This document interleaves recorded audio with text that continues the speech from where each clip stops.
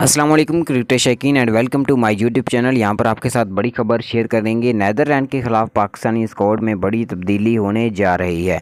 इमाम उल हक की जगह मोहम्मद आमिर की पाकिस्तान इंटरनेशनल क्रिकेट टीम में वापसी हो रही है। जैसा कि आप जानते हैं कि इमाम उल हक ने सिर्फ एक ही चार रन्स बनाए थे आई थिंक नीदरलैंड के ख़िलाफ़ पहले वनडे मैच में, जिसके बाद पाकिस्तान की जो टीम है और पाकिस्तान क्रिकेट टीम के जो कप्तान है बाबर आजम, वो काफ़ी ज़्यादा परेशान हो चुके थे। लेकिन फ़खर जमान ने बहुत ही अच्छी इनिंग्स खेली, उन्होंने सेंचुरी बनाई, जबकि बाबर आजम ने तकरीबन 70 प्लस रन्स बनाए और बहुत ही अच्छी इनिंग्स खेली। और इमाम उल हक की इनिंग्स बिल्कुल ना होने के बराबर थी और उनके स्कोर भी सिर्फ और सिर्फ 4 थे। जिसके बाद पीसीबी के चेयरमैन और चीफ सेलेक्टर ने यह फैसला किया है कि आर्जी तौर पर इमाम उल हक की जगह मोहम्मद आमिर को टीम में वापस लाया जाए। ये फैसला आपको कैसा लगा? या शर्जील खान आएंगे या मोहम्मद आमिर आएंगे? कमेंट सेक्शन में ज़रूर बताइएगा।